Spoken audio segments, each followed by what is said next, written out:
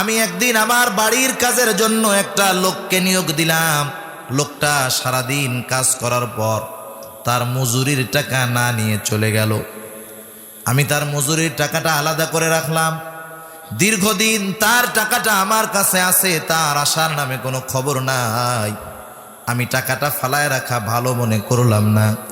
আমি তার ওই টাকা দিয়ে একটা ছাগলের বাচ্চা কিনলাম।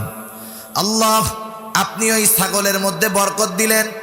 এক সময় ছাগলের পালটা বেশ বড় হয়ে গেল। ওইটা রক্ষণাবেক্ষণ করা আমার জন্য কঠিন হয়ে গেল।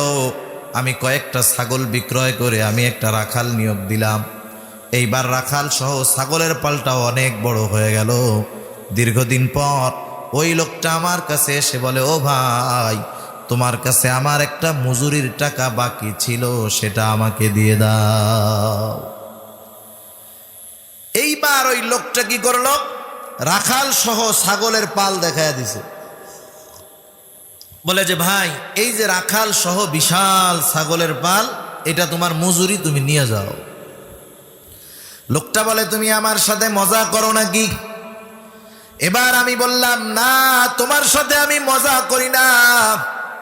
তোমার মজুরির টাকা দিয়ে একটা ছাগল কিনেছিলাম, এইটার ভিতরে আল্লাহ তাআলা বরকত দিয়েছে, এগুলার সব হক তোমার, তুমি নিয়ে যাও।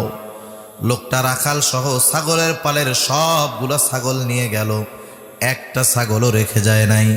আয় আল্লাহ, সে আমাকে একটা ছাগলও দেয় নাই, এতে করে আমি বেজারও হই নাই।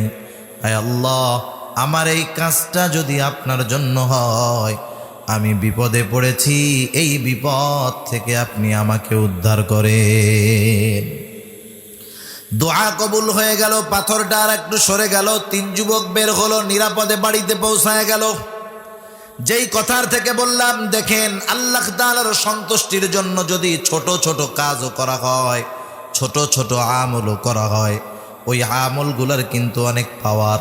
আপনি একজনকে 2টা টাকা দিয়েছেন, মাত্র 2টা টাকা। আর একজনে 1 লক্ষ টাকা দিয়েছে, 1 লক্ষ টাকা। আর একজন দিয়েছে 2 টাকা। ওই 2 টাকা যদি আল্লাহর জন্য হয়, লক্ষ কোটি টাকা যদি মানুষকে দেখানোর জন্য হয়, আল্লাহর কসম, ওই ইখলাসওয়ালা 2 টাকা দানের দাম আল্লাহর কাছে অনেক অনেক বেশি। যে কোন আমল হোক, যেটা আল্লাহর জন্য করা হয়, সেটার দাম বেশি। আরে ভাই, আপনি যদি এক মুমিনরে ভালোবাসেন, আপনার বন্ধু এক মুমিন, আপনি যদি তাকে গিয়ে বলেন, ভাই, আপনি একজন মুমিন, আমিও মুমিন, আমি আপনাকে আল্লাহর জন্য ভালোবাসি, আল্লাহর জন্য ভালোবাসি, এই ভালোবাসাটাও হবে ইবাদত। সুবহানাল্লাহ। সেজন্য আমার আপনার গোটা জিন্দেগির সব আমল, ছোট বড়, সব হবে কার জন্য? জোরে বলেন, আল্লাহ তাআলা। সেজন্য বলেন, নবীকে আপনি বলেন, কুল ইন্না সালাতি ওয়া নুসুকি ওয়া মাহইয়ায়া ওয়া মামাতি লিল্লাহি রাব্বিল আলামিন। আল্লাহ তাআলা বলেন, নবীকে আপনি বলে দেন, ইন্না সালাতি, নিশ্চয় আমার নামাজ, ওয়া নুসুকি, আমার কুরবান, ওয়া মাহইয়ায়া ওয়া মামাতি লিল্লাহি রাব্বিল আলামিন, আমার জীবন, আমার মরণ সব রব্বুল আলামিনের জন্য। এজন্য আমার আপনার গোটা জিন্দেগির সব ইবাদত আল্লাহর দরবারে যদি কবুল করাতে হয়, 1 নম্বরে দরকার হলো ইখলাস, নিয়তের পরিশুদ্ধতা, তথা ওই আমলটা করব কার জন্য? জোরে বলেন। আমার নামাজ হবে কার জন্য? জোরে। আমার দান সাদকা কার জন্য? আমি একজনকে ভালোবাসবো কার জন্য? আমি একজনের সাথে দুশ্মনী করব, বিরোধিতা করব কার জন্য? আমার প্রত্যেকটা কাজ যখন আল্লাহর জন্য হবে, ওটা আমার কবুলিয়তের জন্য সহায়ক হয়ে যাবে। সেজন্য ইবাদত কবুলের 1 নম্বর যেই জিনিসটা প্রয়োজন, সেটার নাম হলো ইখলাস, নিয়তের পরিশুদ্ধতা। 2 নম্বর, রাসূলুল্লাহ সাল্লাল্লাহু আলাইহি ওয়াসাল্লামের পদ্ধতি। দুনিয়াতে যত ইবাদত আছে, রাসূলুল্লাহ সাল্লাল্লাহু আলাইহি ওয়াসাল্লামের পদ্ধতি ছাড়া কোনো ইবাদত নাই। আল্লাহ তাআলা কোরআনুল কারীমের মধ্যে বলেন, মান আমিলা সালিহাম মিন যাকারিন আও উনসা ওয়া হুয়া মুমিন ফালানুহইয়ান্নাহু হায়াতান তাইয়্যিবা وَلَنَجْزِيَنَّهُمْ أَجْرَهُمْ بِأَحْسَنِ مَا كَانُوا يَعْمَلُونَ আল্লাহ রাব্বুল আলামিন পবিত্র কোরআনুল কারীমের 14 নম্বর পারা সূরাতুন নাহল 94 নম্বর আয়াত আল্লাহ রাব্বুল আলামিন বলেন মান আমিলা সালিহাম মিন যাকারিন আও উনসা ওয়া হুয়া মুমিন ঈমান অবস্থায় নারী অথবা পুরুষ মান আমিলা সালিহাম মিন যাকারিন আও উনসা ওয়া হুয়া মুমিন সে নারী হোক আর পুরুষ হোক ঈমান অবস্থায় যখন কেউ আমলে সালেহ করে নেক আমল করে আল্লাহ রাব্বুল আলামিন জানিয়ে দেন তাদের জন্য 2 ধরনের পুরস্কার নারী হোক আর পুরুষ হোক অসুবিধা নাই 1 নম্বর শর্ত হলো তাকে ঈমানদার হতে হবে ঈমান অবস্থায় তাকে নেক আমল করতে হবে এইখানে একটা জিনিস পরিষ্কার হয়ে গেল কারো আমল যদি আল্লাহ রাব্বুল আলামিনের দরবারে কবুল হতে হয় নিঃসন্দেহে তাকে ঈমানদার হতে হবে ঈমান যার নাই তার আমল আল্লাহর দরবারে কবুল হবে না ওই বেঈমানের কোনো ভালো আমল পরকালে তার কোনো কাজে আসবে না সেই জন্য ঈমান অবস্থায় যখন কোনো নারী অথবা পুরুষ আমল করে তার আমলের প্রতিদান হয় 2 ধরনের এখন প্রশ্ন হতে পারে ভালো আমল করে তাদের আমলের প্রতিদান হবে না কেন আমলের প্রতিদানও আল্লাহ রাব্বুল আলামিন দিয়ে দেন তবে আখিরাতের জন্য রাখেন না দুনিয়াতেই দিয়ে দেয় আমরা উঁচু উঁচু বাড়ি দামি গাড়ি আধুনিক প্রযুক্তি দেখে অনেক সময় আমরা হতাশ হয়ে যাই মুসলমানেরা অনেক সময় এই অভিযোগ অনুযোগ করে যে দুনিয়ার সব সুখ স্বাচ্ছন্দ্য শান্তি আল্লাহ তাআলা দিয়ে দিয়েছে তাদের উঁচু উঁচু দালানগুলা দেখে অনেক মুমিন ঈমান হারা হয়ে যায় কিন্তু কোরআনুল কারীমের মধ্যে আল্লাহ রাব্বুল আলামিন জানিয়ে দেন মুমিনদের ঈমান হারা হয়ে যাওয়ার আশঙ্কা যদি না থাকতো আল্লাহ রাব্বুল আলামিন এর বাড়ির সিঁড়িগুলা ছাদগুলা স্বর্ণ রূপার আল্লাহ তাআলা বানায় দিতেন তাদেরকে আল্লাহ তাআলা দুনিয়াতেই তাদের ভালো কাজের প্রতিদান দিয়ে দিবে ভালো কাজ তো অনেকেই করে তাদের মধ্যে অনেক মানুষ আছে ভালো কাজ করে কিন্তু তাদের তো ঈমান নাই সেজন্য তাদের ওই ভালো কাজের প্রতিদান আল্লাহ তাআলা দুনিয়াতেই দিয়ে দিবেন কিন্তু যে মুমিন নারী হোক অথবা পুরুষ হোক তার ভালো কাজের পরিপূর্ণ প্রতিদান আল্লাহ দুনিয়াতেই শুধু দিবেন না আখিরাতের জন্য আল্লাহ রেখে দেন ঠিক কিনা বলেন অনেক সময় দেখেন আমরা হতাশ হয়ে যাই আমরা আল্লাহর কাছে দোয়া করি না আমরা সবাই দোয়া করি কম বেশি আল্লাহ তাআলার কাছে চাই দোয়া বলতে আমরা যদি শুধু মনে করি যে আল্লাহর কাছে শুধু হাত উঁচু করে যেটা চাই ওইটা না আমি যেটাই চাই হাত উঁচু করে হোক এমনে হোক যেটা আশা করি সব কিছুই মোটামুটি দোয়া আল্লাহ তাআলার কাছে চাই কিন্তু বলেন তো আমাদের সব দোয়া কি কবুল হয় নাকি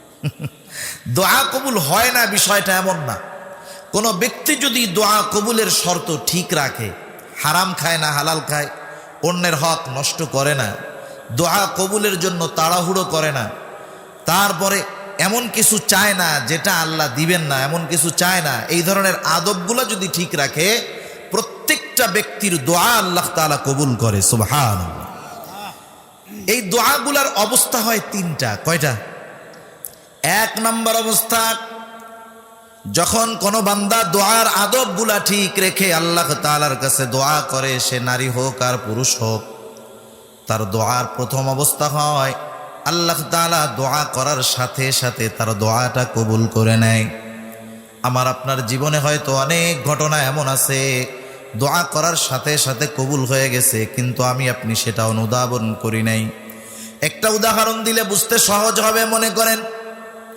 আপনার বিশেষ প্রয়োজনে ঢাকা যাওয়ার প্রয়োজন অথবা আপনার দূরে কোথাও যাওয়ার প্রয়োজন গভীর রাত আপনার সন্তান অসুস্থ আপনার স্ত্রী অসুস্থ মা বাবা অসুস্থ রাত 2-3টে বাজে গভীর রাত স্বাভাবিক আপনি এখান থেকে কোনো গাড়ি বিশ্ব রোডে যাওয়ার জন্য পাবেন না এটা স্বাভাবিক ব্যাপার কিন্তু এরপরেও যেহেতু আপনাকে যেতেই হবে ওই যাওয়ার সময় আপনি নিজেই অন্তর থেকে আল্লাহ তাআলার কাছে বলবেন আল্লাহ আমাকে বহুত দূরে যেতে হবে এখান থেকে প্রায় 5 কিলোমিটার দূর হলো আপনাদের মেন রোড হেঁটে যাওয়া কষ্টের ব্যাপার আপনি মনে মনে তখন আল্লাহর কাছে বলবেন, আয় আল্লাহ, যদি এখান থেকে যাওয়ার জন্য একটা গাড়ির ব্যবস্থা হয়ে যাইতো ভালো হইতো।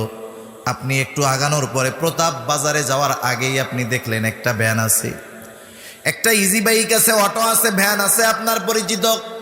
কেমন জানি লোকটা আপনার জন্যই অপেক্ষা করতেছে। আপনি গেলেন, আপনাকে নিয়ে সে বিশ্ব রোডে চলে গেল, পরিচিত মানুষ। এটা আমি একটা উদাহরণ দিলাম। এইরকম আমার আপনার জীবনে বহু দোয়ার সাথে সাথে কবুল হয়েছে, কিন্তু এই বিষয়গুলো আমি আপনি মনে রাখি নাই, অনুধাবন করি নাই।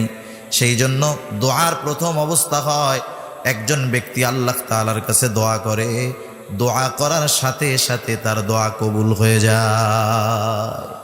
এটা প্রত্যেকের জীবনে কম বেশি বিভিন্ন ক্ষেত্রে এটা হতেই পারে, এটা অস্বাভাবিক কোনো কিছু না। অনেক সময় মনে করেন দোকানদার একজনের কাছে টাকা পাবে, এমন এক রাস্তায় যাইতেছে, মাশাল্লাহ মুখোমুখি দেখা হয়ে যাবে। যার কাছে টাকা পায় সে তখন কি বলবে, যে বলেন তো, মনে মনে বলবে, আল্লাহ জানি ধরা না পড়ি। দেখা গেল দোকানদার নাইমা আর একদিক চলে গেল। তার মানে কি, ওর দোয়া ওই সময় কবুল করছে কে? আল্লাহ কবুল করছে।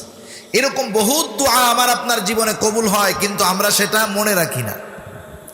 সেজন্য দোয়ার প্রথম অবস্থা হলো দোয়া করার সাথে সাথে কবুল হয়ে যায়।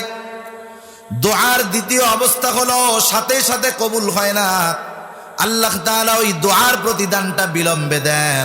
যেমন অনেক মানুষ আছে 2000 সাল থেকে দোয়া করতেছে, আল্লাহ আপনার ঘর আমাকে একবার জিয়ারত করার তৌফিক দেন।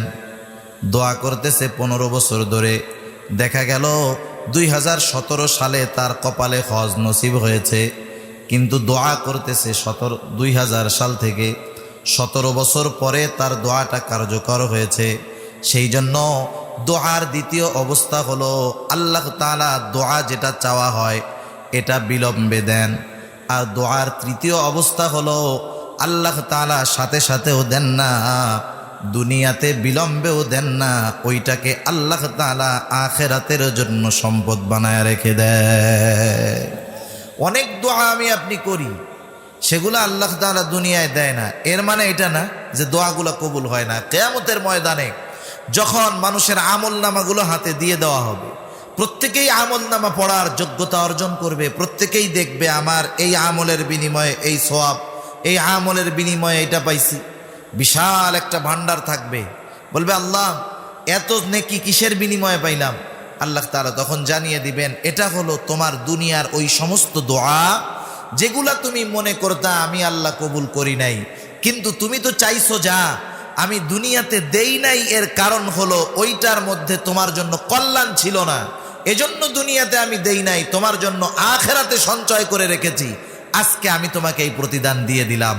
তখন মানুষেরা বলবে, আল্লাহ আপনি দুনিয়াতে আমার দোয়াগুলা কবুল কইরা যেগুলা দিছিলেন ওইগুলা দুনিয়াতে না দিয়া আখিরাতের জন্য যদি রাইখা দিতেন তাইলে বেশি ভালো হইতো। সুবহানাল্লাহ। যে কথার থেকে গেলাম যে আমরা যখন নেক আমল করি ইমান সহকারে, প্রত্যেকটা আমলের প্রতিদান আল্লাহ সুবহানাহু ওয়া তাআলা দুনিয়াতে দিবেন, আর না হলে আখিরাতের জন্য সঞ্চয় করে রেখে দিবেন। সুবহানাল্লাহ। সেজন্য নারী অথবা পুরুষ আমলটা যদি কাজে লাগাতে হয়, এক নম্বরে দরকার হলো ইমানের। এজন্য আল্লাহ রাব্বুল আলামিন বললেন, নারী অথবা পুরুষ নেক আমল যেই করুক না কেন, ওয়াহুয়া মুমিন, ঈমান অবস্থায়। ঈমান অবস্থায় যখন কোনো আমল করা হবে, ওই আমলের দ্বারা দুই ধরনের প্রতিদান পাওয়া যাবে। এক ধরনের প্রতিদান হলো দুনিয়ায়, আর এক ধরনের প্রতিদান হলো আখিরাতে। ঈমান অবস্থায় নেক আমল, আমি ঈমানের আলোচনার দিকে যাব না, আমি নেক আমলের আলোচনা আজকে করব। এক নম্বরে ঈমানটা তো নিঃসন্দেহে হতে হবে শিরক মুক্ত ঈমান, যেই ঈমানের সাথে শিরক আছে, যেই ঈমানের মধ্যে তাওহীদ নাই, ওই ঈমানের কোনো দাম আল্লাহ তাআলার কাছে নাই। এই সাথে সাথে আমলটা হতে হবে আমলে সালেহ। আল্লাহ তাআলা শুধু আমলের কথা বলেন নাই, মান আমিলা আমল। এখন এই সৎ আমল, খাঁটি আমল, আমলে সালেহ কিভাবে হবে আমাদেরটা? ঈমান যদি ঠিক থাকে আর আমল যদি অল্প হয়, আল্লাহর নবী বলেন আল্লাহ তাআলার কাছে এটা কবুল হবে, নাজাতের কারণ হবে। সেজন্য নবীজি বলেন, আখলিস দীনাকা ইয়াকফিকাল আমালুল কালিল। নবীজি বলেন তোমার ঈমান খাঁটি করো, অল্প আমল নাজাতের জন্য যথেষ্ট হবে। এক নাম্বার দরকার হলো ঈমানের বিশুদ্ধতা। এর সাথে সাথে যদি আমল করতে পারি আমলে সালেহ হবে। এখন প্রশ্ন হলো কোন আমলের দ্বারা দুই ধরনের প্রতিদান পাওয়া যায়? উলামায়ে কেরাম মুফাসসিরিনে কেরাম বলেন যেই আমলের মধ্যে চারটা জিনিস পাওয়া যায়। কয় জিনিস?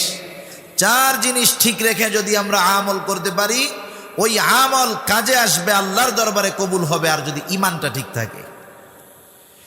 এক নাম্বার যেটা লাগবে আমলে সালেহ হওয়ার জন্য এক নম্বরে যেটা দরকার সেটার নাম হলো ইখলাস তথা নিয়তের পরিশুদ্ধতা। নিয়তের পরিশুদ্ধতা বিহীন কোনো আমল আল্লাহর দরবারে কবুল হবে না। নিয়তের পরিশুদ্ধতা হলো আমি আমলটা করতেছি কার জন্য, এটা আমাকে আগে ফিক্সড করতে হবে, ঠিক করতে হবে। আমার আমলটা যদি আল্লাহ তাআলার সন্তুষ্টির জন্য হয়ে যায়, ওই আমল যদি ছোট হয় ওই আমলের দ্বারা আল্লাহ তাআলা আমাকে মাফ করে দিবে। আমল সালেহ যদি হয় তথা আল্লাহর জন্য যেই আমল করব, ইখলাসওয়ালা আমল, নিয়ত পরিশুদ্ধওয়ালা আমল, ওই আমল দুনিয়ায় কাজে আসে আখিরাতেও কাজে আসে। আমরা আল্লাহর কাছে যখন দোয়া করি, দোয়ার সময় বিভিন্ন ওসিলা দিয়ে আমরা দোয়া করি না? ওসিলা দিয়ে দোয়া করি। সবচাইতে উত্তম ওসিলা হলো নেক আমলের ওসিলা দিয়ে দোয়া করা। বিশেষ করে ইখলাসওয়ালা নেক আমলের ওসিলা দিয়ে আল্লাহ রাব্বুল আলামিনের দরবারে দোয়া করলে ওই দোয়া কবুল হয়। হাদিসের মধ্যে রাসূল আকরাম সাল্লাল্লাহু আলাইহি ওয়াসাল্লাম 3 যুবকের ঘটনা বর্ণনা করেছেন। এটা একটা প্রসিদ্ধ ঘটনা। রাসূল আকরাম সাল্লাল্লাহু আলাইহি ওয়াসাল্লাম বলেন, অতীতকালে 3 জন যুবক ভ্রমণে বের হলো। পাহাড়ের পাদদেশ দিয়ে তারা পথ চলতেছে। পথ চলতে চলতে একটা সময় আকাশের মধ্যে মেঘ, বৃষ্টির পূর্বাভাস, ঝড় শুরু হয়ে গেল। ঝড় বৃষ্টি থেকে বাঁচার জন্য তারা পাহাড়ের গায়ে লাগোয়া একটা গর্তের মধ্যে আশ্রয় নিল, অপেক্ষমান কোন সময় ঝড় শেষ হবে আবার তারা বাড়িতে ফিরে যাবে। ইতিমধ্যে হঠাৎ করে একটা বড় পাথর তাদের গর্তের মুখের উপরে এসে পড়ল। গর্তের মুখটা বন্ধ হয়ে গেল। ভেতর থেকে 3 জন যুবক সর্বশক্তি দিয়ে পাথরটাকে ধাক্কাচ্ছে। এক চুল পরিমাণ নড়াইতে পারে নাই। 3 জন যুবক যখন ক্লান্ত শ্রান্ত হয়ে গেল, হতাশ হয়ে গেল যে না, এখান থেকে আমাদের আর কোনো বাঁচার উপায় নাই, এখানে আমাদের মৃত্যু হয়ে যাবে, আমাদের আত্মীয় স্বজন আমাদের লাশটাকেও পাবে না, হতাশ হয়ে গেছে।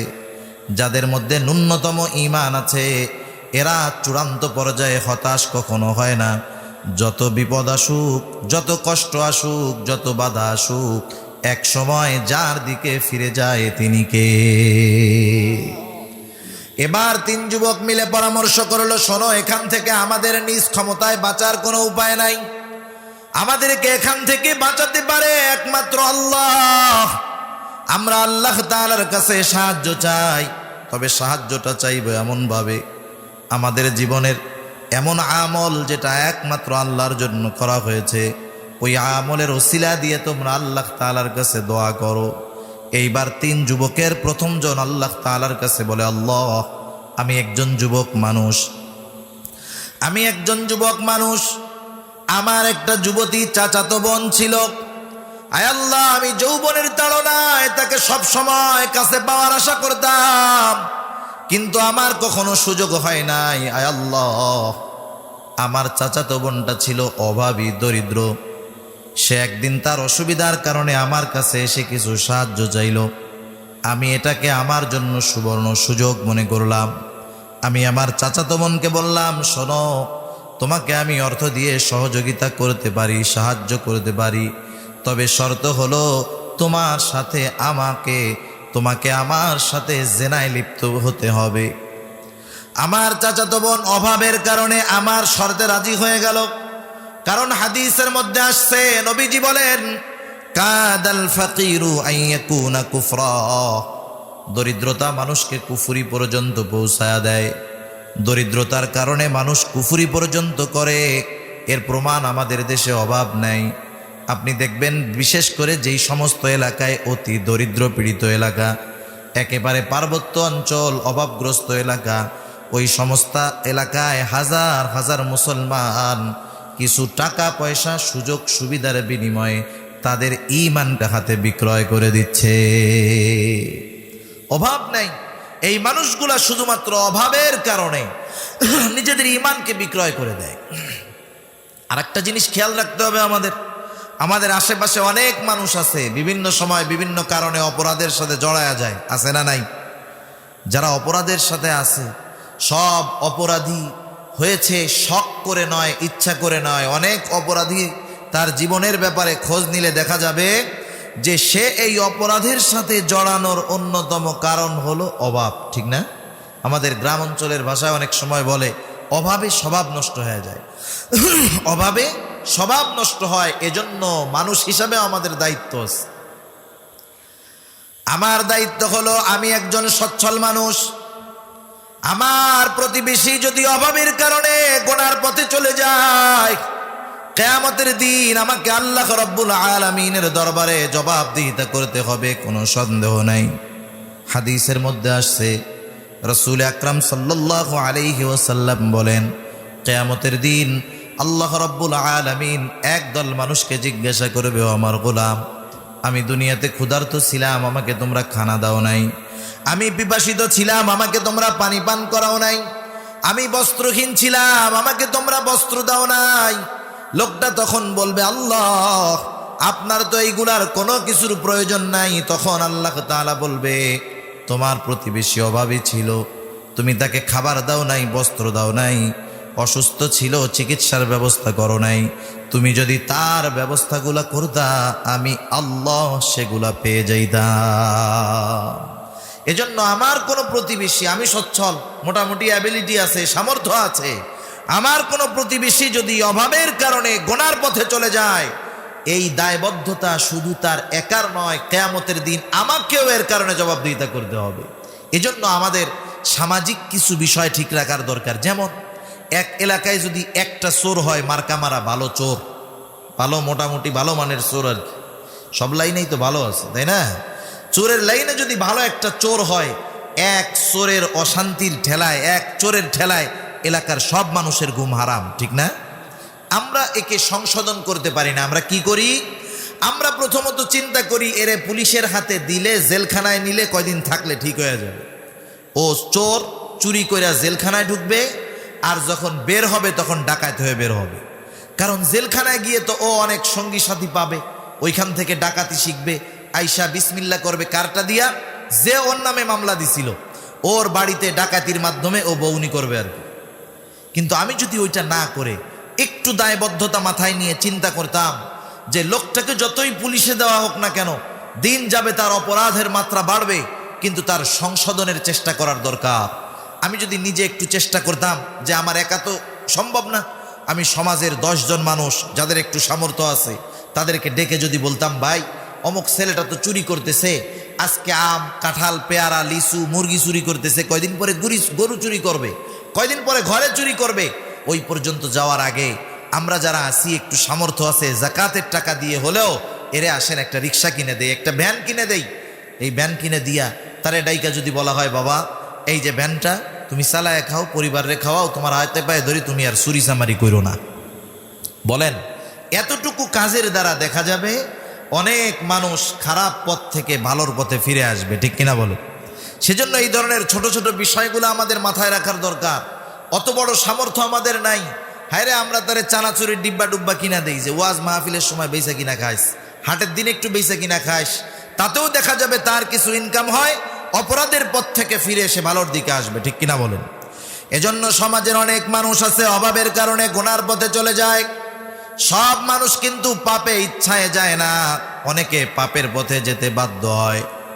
এইবার ওই যুবকটা বলতেছে, আল্লাহ, আমার চাচাতো বোন আমার সাথে রাজি হয়ে গেল, নির্ধারিত দিনে আমি তার ঘরে হাজির হয়ে গেলাম, কেউ নাই। হাদিসের মধ্যে আসছে তারা একেবারে কাছাকাছি হয়ে গেছে।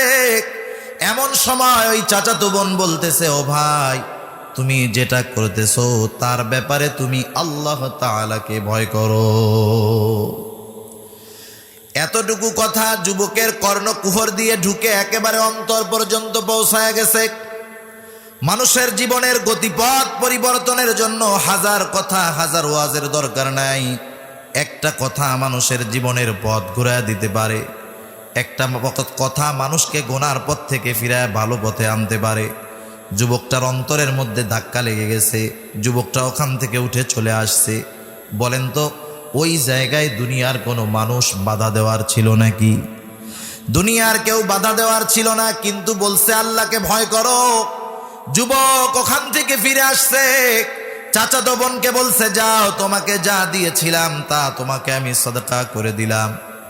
এই কাজটুকু গোনার থেকে ফিরে আসছে, এইটুকুর ওসিলা দিয়ে বলতেছে আয় আল্লাহ, ওই দিন যদি ওই অবস্থা থেকে ফিরে আসাটা আপনার জন্য হয়, আয় আল্লাহ বিপদে পড়েছি, ওই বিপদ থেকে আপনি আমাদের উদ্ধার করে। নেক আমলটা কি? গোনার থেকে ফিরে আসছে। ভালো কাজটা কি? গোনার থেকে ফিরে আসছে। তিরমিজির একটা হাদিসের মধ্যে রাসূল আকরাম সাল্লাল্লাহু আলাইহি ওয়াসাল্লামের নসিহত আছে। আবু হুরায়রা রাদিয়াল্লাহু তাআলা আনহু হতে বর্ণিত 5টা নসিহত আল্লাহর নবী করেছেন। এর মধ্যে প্রথম নসিহত হলো, যারা আবেদ হতে চায়, আমরা কারা আবেদ হতে চাই একটু হাত উঁচা করি তো।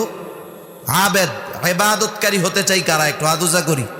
নারায়ে তাকবীর, নারায়ে তাকবীর। মাশাআল্লাহ, হাত নামাই। আবেদ মানে হলো ইবাদত গুজার বান্দা আর কি। ইবাদত গুজার হতে চাই আমরা সবাই, কিন্তু নামাজ, রোজা, হজ, যাকাত এগুলা করলেই যে বড় আবেদ, ইবাদত করনেওয়ালা হওয়া যায়, বিষয়টা এমন না। এই হাদিসের মধ্যে নবীজি জানায় দিয়েছেন সবচাইতে বড় ইবাদতকারী কে। নবীজি বলেন ইত্তাকিল মাহারিমা তাকুন আ'বাদান নাস। নবীজি আবু হুরায়রা রাদিয়াল্লাহু তাআলা আনহুকে বলতেছে, ও আবু হুরায়রা, গুনার থেকে বাঁচো, হারাম থেকে বাঁচো, নিষিদ্ধ বিষয় থেকে বাঁচো, তুমি মানুষের মধ্যে সবচাইতে বড় আবেদ হয়ে যাবা। একজন মানুষ নামাজ, রোজা, হজ, যাকাত সব আছে, আবার গুনাহও করে, সে আবেদ হতে পারে না। আবেদ হওয়ার জন্য গুনাহ ছাড়তে হয়। সুবহানাল্লাহ বলে। এই যুবক গুনাহ থেকে ফিরে আসছে, আল্লাহ তাআলার কাছে বলছে, আল্লাহ ওই দিনের ফিরে আসাটা যদি আপনার জন্য হয়, বিপদে পড়েছি আল্লাহ, ওই বিপদ থেকে আপনি আমাদের উদ্ধার করেন। নবীজি বলেন যুবকের দোয়া সাথে সাথে কবুল হয়ে গেল। পাথরটা একটু সরে গেল, বের হওয়ার মতো জায়গা এখনো হয় নাই। এবার দ্বিতীয় জন আল্লাহ তাআলার কাছে দোয়া করে, বলে আল্লাহ আমি একজন রাখাল, আমার একপাল ছাগল আছে, আমি প্রতিদিন ছাগল পাল নিয়ে সকালবেলা বের হই, বিকালবেলা বাড়িতে ফিরি। প্রতিদিনকার ন্যায় একদিন আমার ফিরতে অনেক দেরি হয়ে গেল, রাত হয়ে গেল। গভীর রাতে আমি বাড়িতে ফিরলাম। প্রতিদিন আমি বাড়িতে ফেরার পর ছাগলের দুধ দহন করে সর্বপ্রথম আমি আমার বৃদ্ধ মা বাবাকে দুধ পান করাই। আমার মা বাবার আগে অন্য কাউকে দুধ পান করানো আমি পছন্দ করি না। কিন্তু এই দিন আমার ফিরতে দেরি হয়ে গেল। আমি গভীর রাত্রে বাড়িতে ফেরার পর ছাগলের দুধ দহন করলাম। ছাগলের দুধ দহন করে দুধের পাত্র নিয়ে আমার বৃদ্ধ মা বাবার ঘরে গেলাম। আমি গিয়ে দেখলাম আমার বৃদ্ধ মা বাবা ঘুমিয়ে গেছে। অপর দিক দিয়ে আমার কলিজার টুকরা সন্তান, আমার স্ত্রী ক্ষুধার যন্ত্রণায় কাতর, সন্তান কান্নাকাটি করতেছে। আমি আমার মা বাবার আগে অন্য কাউকে দুধ পান করানো পছন্দ করি না। আবার আমার মা বাবা ঘুমায় আছে, ঘুম থেকে তাদেরকে জাগ্রত করাটাও আমার কাছে পছন্দনীয় মনে হলো না। আমি দুধের পাত্র হাতে নিয়ে অপেক্ষমান, কখন আমার মা বাবা ঘুম থেকে জাগ্রত হবে, আমি তাদেরকে দুধ পান করাবো। আমার মা বাবা ঘুম থেকে জাগলেন। আমি তাদের দুইজনকে দুধ পান করানোর পর আমার ক্ষুধার্ত স্ত্রী সন্তানকে আমি দুধ পান করাইলাম। আয় আল্লাহ, এই কাজটুকু যদি আপনার জন্য হয়ে থাকে, আপনার সন্তুষ্টির জন্য হয়ে থাকে, আয় আল্লাহ বিপদে পড়েছি, এই বিপদ থেকে আপনি আমাদের উদ্ধার করেন। মা বাবাকে একটু অগ্রাধিকার দিয়েছে। এখনকার জামানায় তো মাঝে মধ্যে দেখি মা বাপরে থাকতে দেয় গোয়াল ঘরে, আছে না নাই? মা বাবার সাথে অসদাচরণ, মা বাবার উপরে শারীরিক নির্যাতন, এই ধরনের তো ঘটনা সমাজে অভাব নাই। মনে রাখবেন আল্লাহর রাসূল সাল্লাল্লাহু আলাইহি ওয়াসাল্লাম বলেন, আল্লাহ সুবহানাহু ওয়া তাআলা সব পাপের শাস্তির ব্যাপারে বিলম্ব করেন।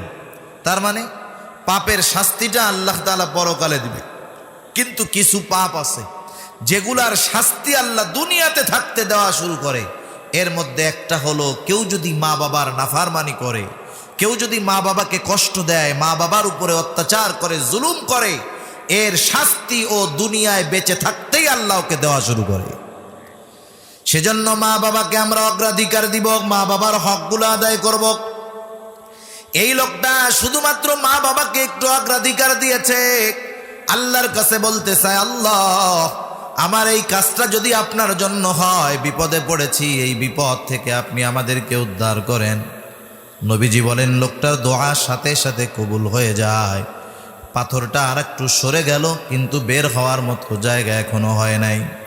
এইবার তৃতীয় জন আল্লাহ তাআলার কাছে দোয়া করে, বলে আল্লাহ আমি একদিন আমার বাড়ির কাজের জন্য একটা লোককে নিয়োগ দিলাম। লোকটা সারাদিন কাজ করার পর তার মজুরির টাকা না নিয়ে চলে গেল। আমি তার মজুরির টাকাটা আলাদা করে রাখলাম, দীর্ঘদিন তার টাকাটা আমার কাছে আছে, তার আসার নামে কোনো খবর নাই। আমি টাকাটা ফালায় রাখা ভালো মনে করলাম না, আমি তার ওই টাকা দিয়ে একটা ছাগলের বাচ্চা কিনলাম। আল্লাহ আপনি ওই ছাগলের মধ্যে বরকত দিলেন। এক সময় ছাগলের পালটা বেশ বড় হয়ে গেল, ওইটা রক্ষণাবেক্ষণ করা আমার জন্য কঠিন হয়ে গেল। আমি কয়েকটা ছাগল বিক্রয় করে আমি একটা রাখাল নিয়োগ দিলাম। এইবার রাখাল সহ ছাগলের পালটা অনেক বড় হয়ে গেল। দীর্ঘদিন পর ওই লোকটা আমার কাছে এসে বলে, ও ভাই তোমার কাছে আমার একটা মজুরির টাকা বাকি ছিল, সেটা আমাকে দিয়ে দাও। এইবার ওই লোকটা কি করলো, রাখাল সহ ছাগলের পাল দেখায় দিছে, বলে যে ভাই এই যে রাখাল সহ বিশাল ছাগলের পাল, এটা তোমার মজুরি, তুমি নিয়ে যাও। লোকটা বলে তুমি আমার সাথে মজা করো নাকি?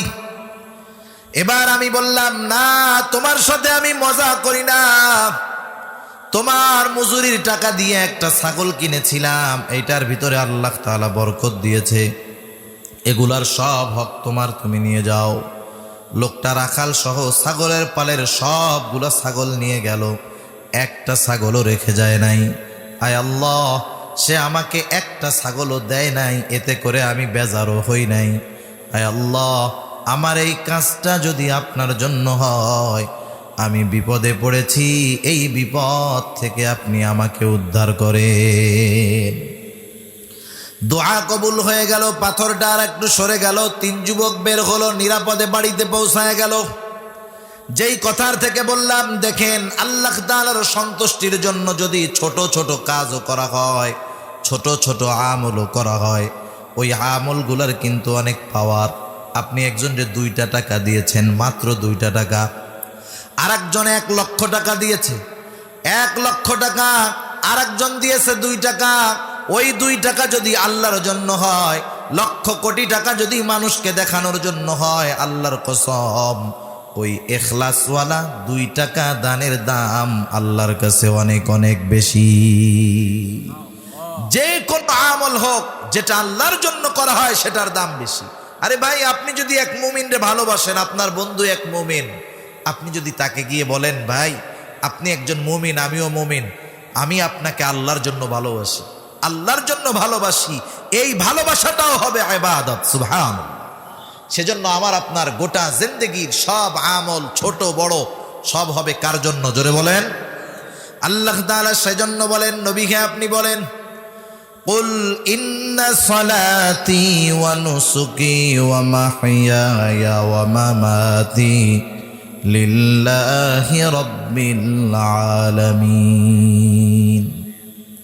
আল্লাহ তাআলা বলেন, নবীকে আপনি বলে দেন, ইন্না সালাতি, নিশ্চয় আমার নামাজ, ওয়া নুসুকি, আমার কুরবান, ওয়া মাহইয়ায়া ওয়া মামাতি লিল্লাহি রাব্বিল আলামিন, আমার জীবন আমার মরণ সব রব্বুল আলামিনের জন্য। এজন্য আমার আপনার গোটা জিন্দেগির সব ইবাদত আল্লাহর দরবারে যদি কবুল করাতে হয়, 1 নম্বরে দরকার হলো ইখলাস, নিয়তের পরিশুদ্ধতা, তথা ওই আমলটা করব কার জন্য? জোরে বলেন, আমার নামাজ হবে কার জন্য? জোরে, আমার দান সাদকা কার জন্য? আমি একজনকে ভালোবাসবো কার জন্য? আমি একজনের সাথে দুশ্মনী করব, বিরোধিতা করব কার জন্য? আমার প্রত্যেকটা কাজ যখন আল্লাহর জন্য হবে, ওটা আমার কবুলিয়তের জন্য সহায়ক হয়ে যাবে।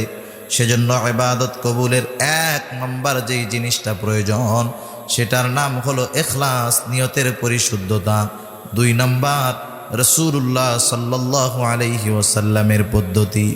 দুনিয়াতে যত ইবাদত আছে, রাসূলুল্লাহ সাল্লাল্লাহু আলাইহি ওয়াসাল্লামের পদ্ধতি ছাড়া কোনো ইবাদত নাই।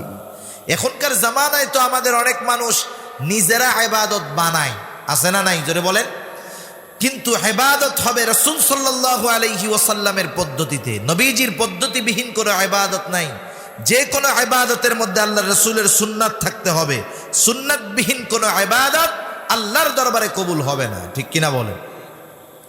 আমি এদিকে লম্বা আলোচনায় যাব না। দেখেন, সুন্নাহ সহ যেই আমলগুলা করা হয় ওটা কবুল হয়। শুধু তাই না, দুনিয়ারও কিছু কাজ আছে।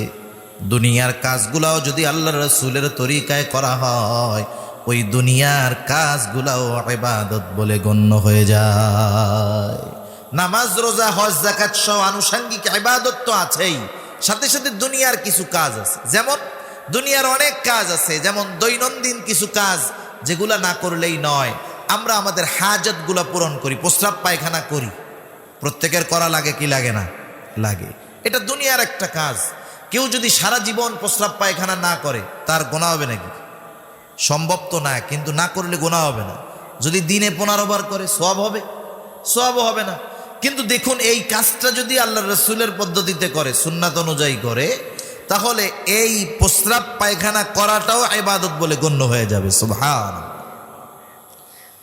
সেজন্য রাসূলুল্লাহ সাল্লাল্লাহু আলাইহি ওয়াসাল্লামের তরিকা 3 নাম্বার যেই জিনিসটা লাগবে, যদি কেউ কারো যদি কোনো ইবাদত আল্লাহর দরবারে আমরা কবুল করাতে চাই, 3 নম্বরে যেটা দরকার সেটা হলো হালাল রিজিক।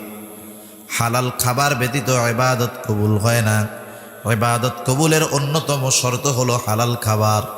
হালাল শুধু খাবার হলেই হবে না, অবশ্যই অবশ্যই প্রত্যেকের উপার্জনটাও হালাল হতে হবে।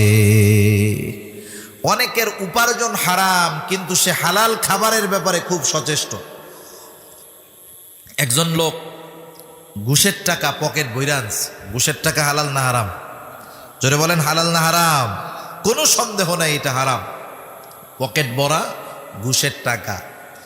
উনি বাজারে গিয়া দেখলেন যে বড় একটা গরু জবাই হয়েছে, বিশাল বড় এক গরু জবাই দিছে।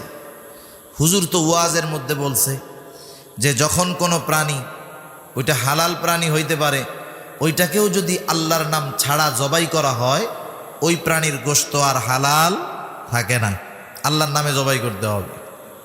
ইচ্ছা করে যদি আল্লাহর নাম ছেড়ে দেয়, তাহলে ওই প্রাণীর গোশত খাওয়া যাবে না। হুজুরের ওয়াজে শুনছে। এইবার উনি যায় কসাইরে জিজ্ঞাসা করতেছে, এই বেটা, এত বড় গরু তুই জবাই দিলি কেমনি? জবাই দেওয়ার সময় কি আল্লাহর নাম নিছিলি?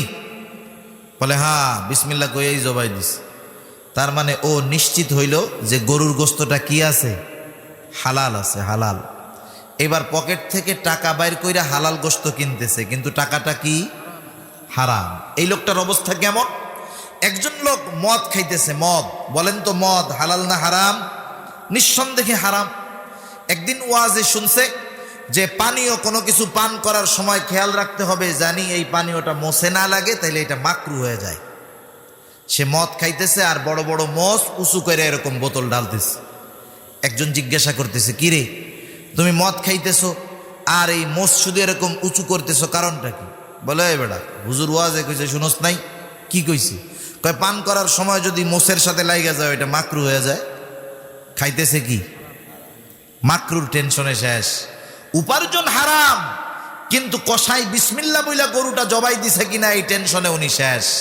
সেজন্য উপার্জন হালাল করতে হবে। হালাল উপার্জনের ব্যাপারে আল্লাহ তাআলা কোরআনুল কারীমের মধ্যে বলেন, সূরাতুল জুমুআ 28 নম্বর পারা, আল্লাহ তাআলা বলেন, ফাইদা কুদিয়াতিস সালাতু ফান্তাশিরু ফিল আরদ ওয়াবতাগু মিন ফাদলিল্লাহ। আল্লাহ রাব্বুল আলামিন বলেন নামাজ শেষ করার পরে কি করবা? ফান্তাশিরু ফিল আরদ, জমিনের মধ্যে ছড়ায় পড়ো। ওয়াবতাগু মিন ফাদলিল্লাহ, আল্লাহর দেওয়া অনুগ্রহ সমূহ থেকে অনুগ্রহ অন্বেষণ করো। জমিনের মধ্যে আল্লাহ তাআলা হালাল রিজিক ছড়ায়া ছিটায় রেখেছেন। আল্লাহ তাআলা জমিনের মধ্যে বের হয়ে যেতে বলেছেন, হালাল রিজিক অন্বেষণ করতে বলেছেন। যেই রিজিকের মধ্যে আল্লাহ তাআলার অনুগ্রহ আছে, এখানে আল্লাহ তাআলা বললেন আল্লাহর অনুগ্রহ সমূহ অন্বেষণ করো। মুফাসসিরিনে কেরাম বলেন অনুগ্রহ মানে হালাল রিজিক, কারণ হালাল রিজিকের মধ্যে বরকত রেখে দিয়েছে কে? যারা হালাল উপার্জন করে তাদের দাম অনেক বেশি। কত বড় ইবাদত হালাল উপার্জন করা, এটাও ইবাদত। রাসূল আকরাম সাল্লাল্লাহু আলাইহি ওয়াসাল্লাম বলেন কাসবুল হালালি ফরিদাতুম বাদাল ফরিদা, ফরজ ইবাদতের পরে অন্যতম ফরজ ইবাদত হলো হালাল উপার্জন করা। একজন ব্যক্তি যদি 5 ওয়াক্ত নামাজ যথাযথভাবে আদায় করে, হারাম হালাল বেঁচে চলে, এরপরে সে যদি হালাল খাবারের নিয়তে হালাল উপার্জন করে, কৃষিকাজ করুক, রিক্সা চালাক, ভ্যান চালাক, মাছ মারুক, যা করুক না কেন, তার ওই হালাল উপার্জনের জন্য সে যেই কাজটা করে ওই কাজটাও তার আমলনামায় ইবাদত বলে যোগ হয়ে যায়। সেজন্য আল্লাহর নবী বলেন কাসবুল হালালি ফরিদাতুম বাদাল ফরিদা, ফরজ ইবাদতের পরে অন্যতম ফরজ ইবাদত হলো হালাল উপার্জন করা। কারণ হালাল উপার্জন এবং হালাল খাবার এই দুইটা ছাড়া ইবাদত কবুল হয় না। এখন যারা হালাল উপার্জন করে না, হারাম উপার্জন করে আর হারাম খায়, এদের বড় বড় 3টা ক্ষতি। কয়টা ক্ষতি জোরে বলেন? 1 নাম্বার ক্ষতি, যারা হারাম উপার্জন করে, 1 নাম্বার ক্ষতি তাদের ইবাদত আল্লাহর দরবারে কবুল হয় না। কোরআনুল কারীমের মধ্যে আল্লাহ রাব্বুল আলামিন বলেন ইয়া আইয়ুহার রাসূলু কুলু মিনাত তাইয়্যিবাতি ওয়া'মালু সালিহা। আল্লাহ রাব্বুল আলামিন সব রাসূলগণকে আদেশ করেছেন, ও রাসূলগণ কুলু মিনাত তাইয়্যিবাত, আপনারা পবিত্র খান, হালাল খান, ওয়া'মালু সালিহা, আর আমলে সালেহ করেন। মুফাসসিরিনে কেরাম কেউ কেউ লম্বা ব্যাখ্যা করেছেন এই আয়াতের দ্বারা এটাই স্পষ্ট হয়ে যায়, কোনো ব্যক্তির আমলে সালেহ যদি হতে হয় তথা আমল যদি আল্লাহর দরবারে কবুল করাতে হয়, তার হালাল খাবারের প্রয়োজন। হালাল খাবারের জন্য হালাল উপার্জনও করতে হবে, দুইটাই দরকার। একটা আছে আর একটা নাই, কাজ হবে না। সেজন্য উপার্জনটা হালাল করতে হবে। যেই মানুষগুলা হালাল উপার্জন করে এদের পেশা যত ছোট হোক না কেন, এদের এই পেশা নিয়ে তিরস্কার করার কোনো সুযোগ নাই। ওই বড় চেয়ারে বসে একজন ঘুষখোর, সুদখোর, বড় ডিগ্রিধারী অফিসারের চাইতে আপনার এলাকায় যিনি কামলা দিয়ে হালাল উপার্জন করে তার দাম আল্লাহ তাআলার কাছে অনেক বেশি। সেজন্য রাসূল আকরাম সাল্লাল্লাহু আলাইহি ওয়াসাল্লাম কোনো হালাল পেশার মানুষকে তিরস্কার করতে, তার পেশাকে ছোট করতে আল্লাহ রাসূল সাল্লাল্লাহু আলাইহি ওয়াসাল্লাম নিষেধ করেছেন। সেজন্য অনেক সময় আছে আমরা একটু বড় মানুষ হয়েছি, আমরা একটু ভালো পজিশনে আছি, এলাকার একজন ভ্যান চালায়, একজন মাছ মারে, আমরা তাদেরকে ছোট মনে করি, বাজারে গিয়ে তাদের সাথে খারাপ আচরণ করি। খবরদার, কোনো সময় কারো পেশা নিয়ে তাকে তিরস্কার আমরা করব না। তাহলে 1 নাম্বার ক্ষতি, ইবাদত কবুল হয় না।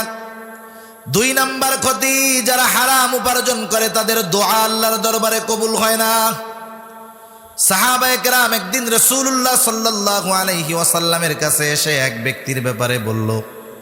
তারা দেখলো একটা লোক বাইতুল্লাহর সামনে আল্লাহর দরবারে খুব রোনাজারি করতেছে ইহরামের পোশাক পরে।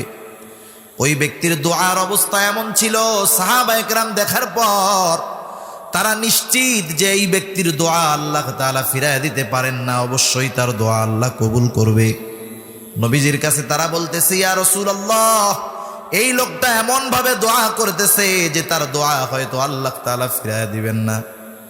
কিন্তু ওই লোকটার বাস্তব অবস্থার কথা তো সাহাবায়ে করে কেমনে কবুল হবে, যার গায়ের পোশাকটা হারাম টাকার আর যার দেহটা হারাম খাবার দ্বারা গঠিত, যার উপার্জন হারাম, গায়ের পোশাক হারাম, দেহটা হারাম খাবার দিয়ে গঠিত হয়েছে, তার দোয়া আল্লাহর দরবারে কবুল হবে না, ইবাদত কবুল হবে না। 3 নাম্বার, হারাম খাবারের সবচাইতে বড় ক্ষতি, আল্লাহর নবী বলেন লা ইয়াদখুলুল জান্নাতা জাসাদুন গুদিয়া বিল হারাম, হারাম ভক্ষণকারীর শরীর জান্নাতে প্রবেশ করবে না। তাহলে দেখুন হালাল উপার্জনের, হালাল খাবারের কতটা গুরুত্ব। ইবাদত কবুল হয় না, দোয়া কবুল হয় না, জাহান্নামে যেতে হবে, জান্নাতে যাওয়া যাবে না। সেজন্য এই দুনিয়া কয়দিনের, চোখ বন্ধ হইলে শেষ। এই যে ঈদের সময় কত মানুষ দুর্ঘটনায় মারা গেছে, অ্যাক্সিডেন্ট করে মারা গেছে, কত মানুষ বাড়িতে আসার পথে মারা গেছে, কতজন যাওয়ার পথে মারা গেছে, আলো আল্লাহ না করুক আরো মারা যাবে। দুনিয়াটা তো চোখ বন্ধ হলেই শেষ, এরপরে তো অনন্তকালের এক যাত্রা আমাদের। এই দুনিয়ার সামান্য ভোগ বিলাসের জন্য হারাম উপার্জন করে আমল নষ্ট করলাম, আখেরাত বরবাদ করলাম, এই লোকগুলার চাইতে বোকা আর কেউ হতে পারে? আর কেউ হতে পারে না। এজন্য আমরা আমাদের উপার্জনটাকে হালাল করব, হারাম থেকে বেঁচে থাকবো, সুদ ঘুষ এগুলা থেকে বেঁচে থাকবো। দেখেন এই রোজার মাস, রোজা আমাদেরকে তাকওয়ার শিক্ষা দিয়ে গেছে, ঠিক না? কারণ রোজার দ্বারা কি হবে? আল্লাহ তাআলা কোরআনুল কারীমের মধ্যে বলতেছেন রোজা ফরজ করা হয়েছে লাআল্লাকুম তাত্তাকুন, যাতে তোমরা খোদাবিরু হতে পারো, মুত্তাকি হতে পারো। খোদাবিরুতা কি জিনিস রোজার মাসে আমরা নিজেরাই টের পাইছি। কেমন কইরা?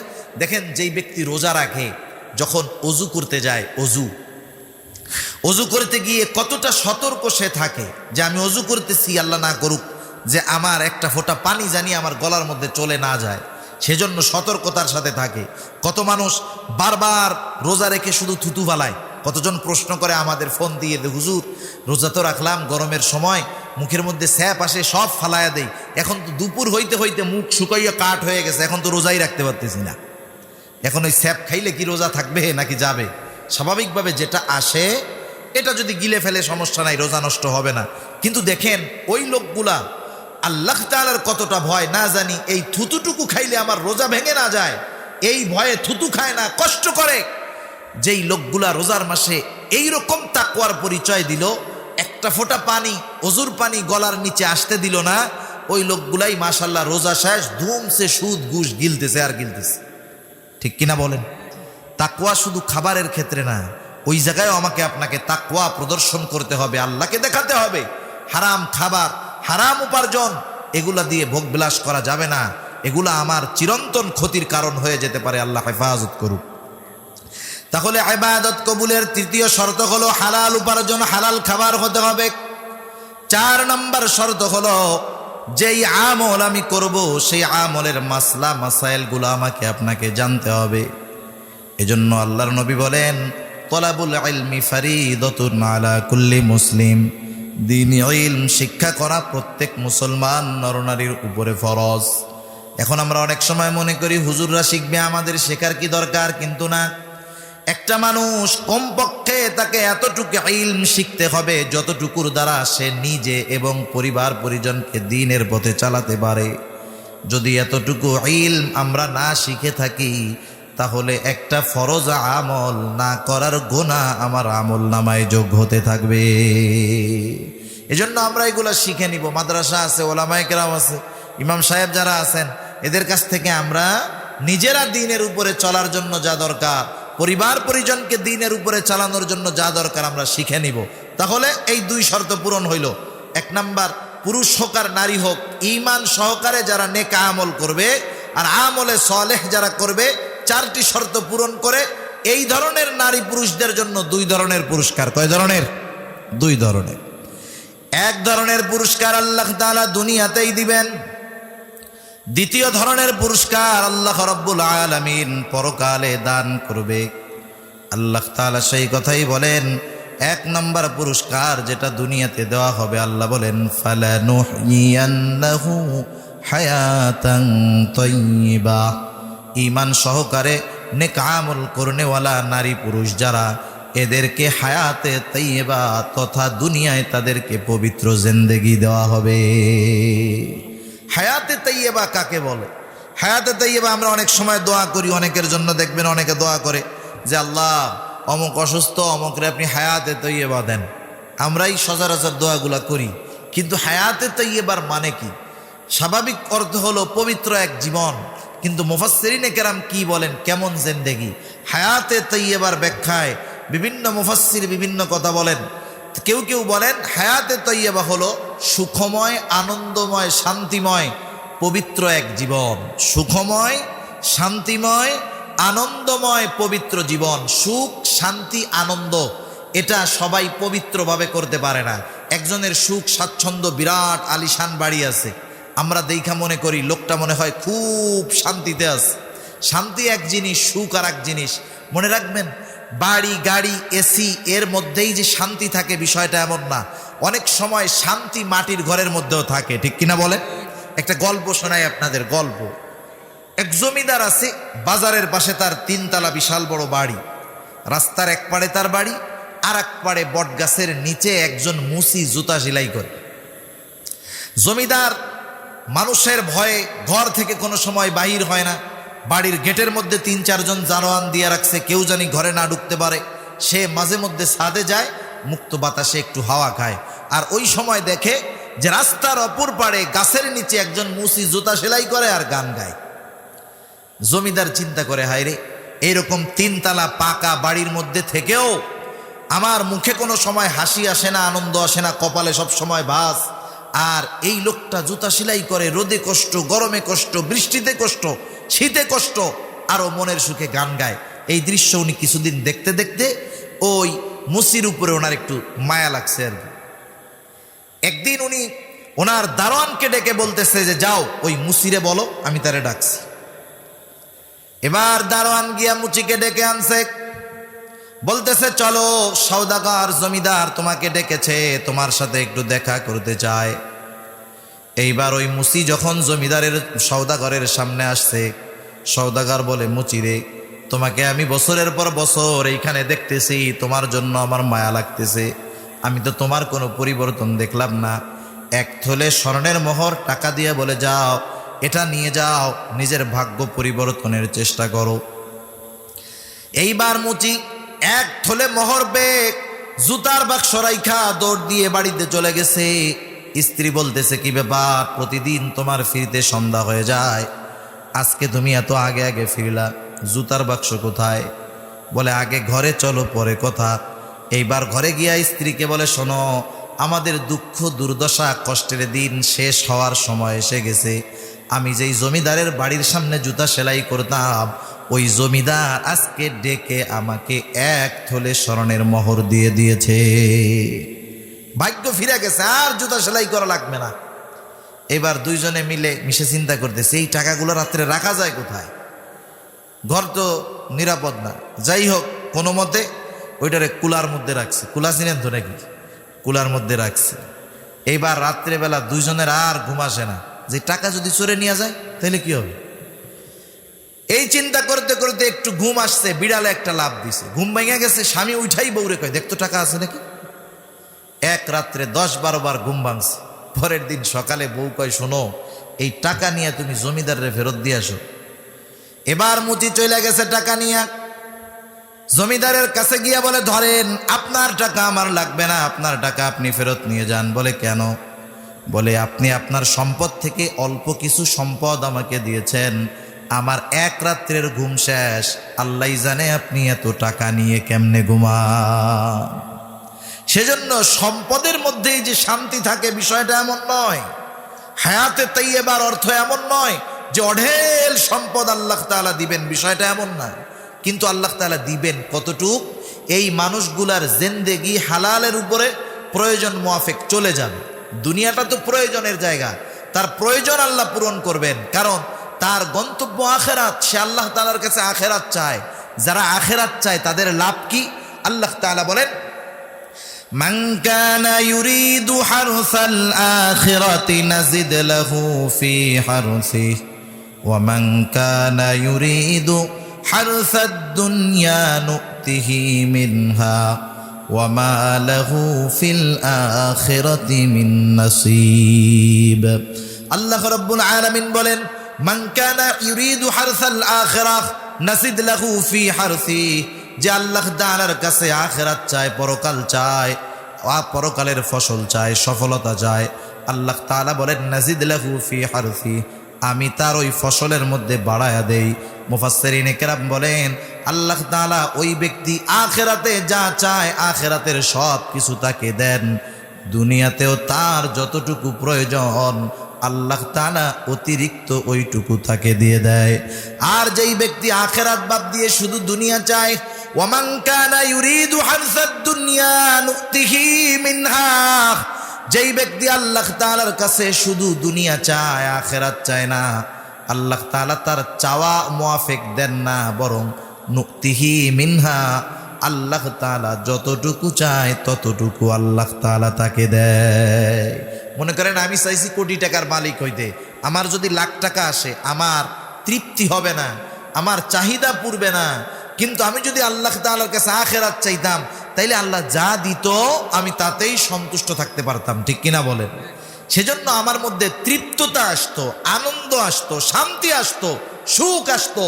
এজন্য আল্লাহ তাআলা হায়াতে তাইয়্যিবার মুফাসসিরিনে কেরাম প্রথম ব্যাখ্যা করেন যে সুখময়, শান্তিময়, আনন্দময়, পবিত্র একটা জীবন দিবেন, যেই জীবনে কোনো অপবিত্রতা থাকবে না, গুনাহ থাকবে না। হযরত দাহাক রাহমাতুল্লাহি আলাইহি বলেন হায়াতে তাইয়্যিবার অর্থ হলো আল্লাহ তাআলা অমুখাপেক্ষী জীবন তাকে দান করবে। দুনিয়ায় মানুষের কাছে তার চাওয়া লাগবে না, আল্লাহ তাআলা তার চাওয়াগুলো পূরণ করে দিবে। হযরত আলী রাদিয়াল্লাহু তাআলা আনহু বলেন আল্লাহ সুবহানাহু ওয়া তাআলা তাকে ইবাদতের মজা দিবেন, সাথে সাথে আল্লাহ সুবহানাহু ওয়া তাআলা দুনিয়াতে তাকে সম্ভ্রান্ত এবং সম্মানের জিন্দেগি আল্লাহ তাআলা তাকে দান করবেন। বলেন দুনিয়াতে যদি প্রয়োজন মুআফিক প্রয়োজন যা তা পাওয়া যায়, সম্মানের সাথে থাকা যায়, ইবাদতের মজা পাওয়া যায়, একজন মুমিনের কাছে এর চাইতে বেশি কিছুর আর দরকার আছে নাকি? আল্লাহ তাআলা সেই কথাই বলেন দুনিয়ার নরনারীরা যদি ঈমান অবস্থায় নেক আমল করে দুনিয়ায় তার পুরস্কার হবে ফালানুহিয়ান্নাহু হায়াতান তাইয়্যিবা, আমি অবশ্যই তাকে দুনিয়ায় পবিত্র জিন্দেগি দান করব। দ্বিতীয় পুরস্কার এটা হবে পরকালে। আল্লাহ তাআলা বলেন ওয়ালা নাজজিয়ান্নাহুম আজরাহুম বিআহসানি মা কানু ইয়ামালুন। আল্লাহ রাব্বুল আলামিন বলেন তাদেরকে পরকালে এমন প্রতিদান দেওয়া হবে, তাদের আমলের তুলনায় অনেক বেশি প্রতিদান দেওয়া হবে, অনেক বেশি দেওয়া হবে। হাদিসের মধ্যে আসছে জান্নাতি বান্দাদেরকে আল্লাহ তাআলা নেয়ামত দ্বারা ভরপুর করে দিবেন। আল্লাহ তাআলা জিজ্ঞাসা করবে বান্দা আরো কিছু নেয়ামতের দরকার আছে কিনা? তখন জান্নাতীরা বলবে আল্লাহ আমাদের আমলের তুলনায় যথেষ্ট হয়ে গেছে, আর দরকার নাই। আমরা দুনিয়াতে যেই আমল করেছি তার তুলনায় আমাদেরকে আপনি বহুত বহুত বেশি দিয়েছেন, এই জন্য দুনিয়াতে আমলের প্রতিদান হলো। আখেরাতে আমরা যেই আমল করব আল্লাহ তাআলা পরকালে ওই আমলের তুলনায় বেশি বেশি প্রতিদান দিয়ে দিবে। শুধু যদি দুইটা শর্ত ঠিক রেখে আমরা আমাদের আমলগুলা করতে পারি। এজন্য মা বোন যারা আছেন অনেকে শুনতেছেন শুধুমাত্র পুরুষেরা সামনে থাকে, তাদের কথাই বেশি বলা হয়, মা বোনদের কথা কিছু বলার দরকার আছে না নাই?